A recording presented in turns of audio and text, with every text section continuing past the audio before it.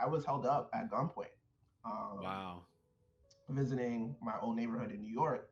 And after the whole situation occurred or whatever, they didn't leave with anything because I had nothing. But it was that belief I had something. And me and my buddies were just like, bruh, like this is deep. Like the need to feel that you have to do something like that, um, endanger another person, and in case like if things went sideways, Mm-hmm. endanger themselves Yeah. in that aspect, right? Yeah. Um, for me, I came out of more of an empathetic place. Like I wasn't mad at them. Like, wow, what a system we have set up, or what sort of background that person must have to feel that that's the way they have to, in our vernacular, they got to eat. No, for Um, sure. For sure.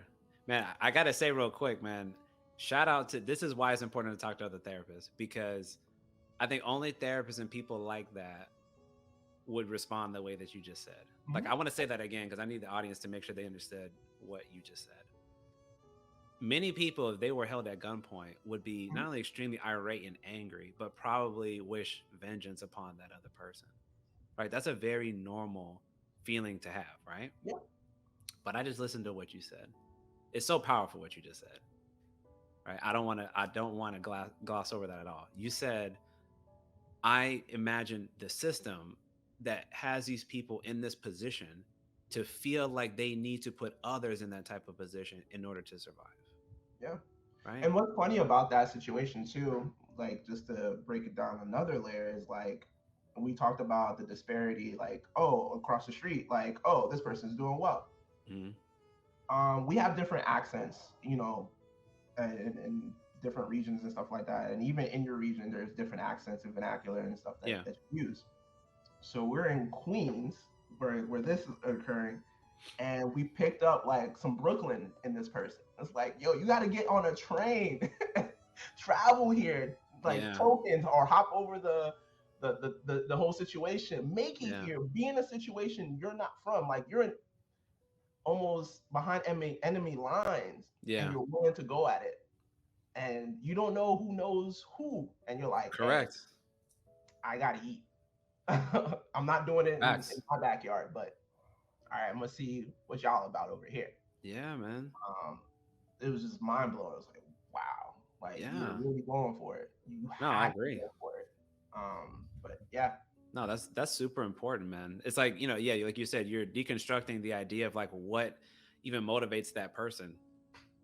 See, I'm a believer always that people, to me anyway, are not inherently bad or evil. mm, But when you put the people in certain conditions and certain environments, I'm a big environment, like environment versus biology. Not that biology doesn't play a role for certain people to behave the way that they do. We do know there's chemical imbalances for some people, right? But for the vast majority, I would say, I think it's the environment that you put them in. If you subject somebody to this fight or flight mentality all the time, right, then you have no care in the world to take a life, to hold somebody at gunpoint, to rob them, to kidnap, to steal, to mm-hmm, hurt.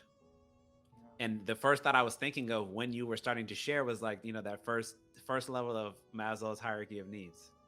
Like I'm struggling to do all this stuff just to make sure I have level one yeah. stable housing, food, shelter, right? Water, electricity. So I figure I have to take from you so I can at least get that and then figure out where I'm going to go from there. Mm-hmm. Right? Like that's how that comes across to me. And I'm also a big systems type of guy where I don't look at the person and say like they're inherently bad. Not that your choices probably couldn't have been better, right? The person didn't need to rob you, but I understand that the system that they may be in, the environment that they may be in, may encourage that type of behavior because they may be left with very few alternatives. Yeah, Is that sort of what you yeah, meant when yeah, you were yeah, explaining when you absolutely. explained about that? Yeah. And what was interesting about that trip was, so I had been living in Florida for a couple of years at that point. Mm-hmm. I moved my sophomore year, and I was visiting like my freshman year or something like that in college, and catching up with some of my old high school buddies and classmates and stuff like that. I'm like, oh, so and so is locked up, or so and so just got out.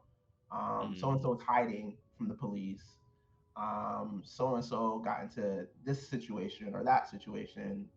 They're in the hospital. They're all this other stuff, and I had admittedly some resentment towards my mom for moving us around, and I had to learn in retrospect, like she was trying to find the best environment that was going to help her children grow safe and be responsible adults. Her idea of what being a responsible adult would look like, and it really cemented for me the need to come into this field and work with individuals that come from very similar environments like myself, so they wouldn't feel the need to get into what we label as bad decisions.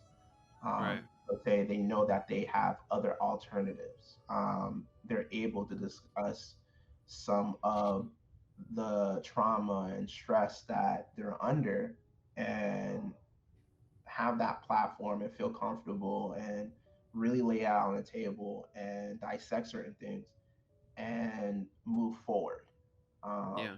so for some people that are going around doing certain things are like you were describing in survival mode, don't know any other way of going about things and are laying down the tracks as the train is moving.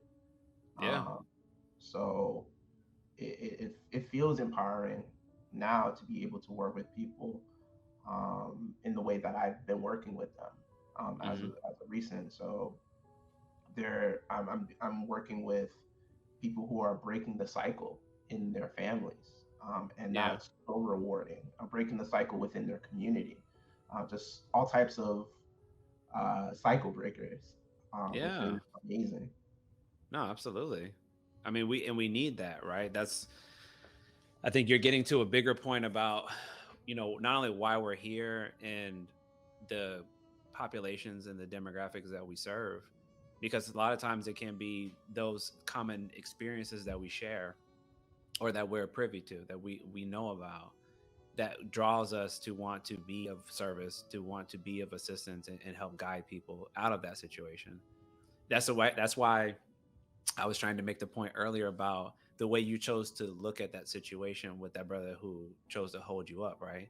And notice I said you made a choice on how you chose to look at that. You could have been very much been upset, irate, press charges, like you could have did the whole thing. I don't know all of what you did, but I can tell based on the way you explained it, some part of you was like empathetic towards that person, right? You were like, man, it's unfortunate you're in the situation that makes you think that that's the best way to get your needs met. Mhm. Like a lot of the time we don't do that. We do the snap judgment. It's like, Mhm. nah, man, you try to wrong me, you violated me, man, I'm coming back for you, Yeah. right? Like you can't do that to me. And I'm not saying that that's always going to be our response, but I Mhm. really like the fact that you chose to look at it the way that you did.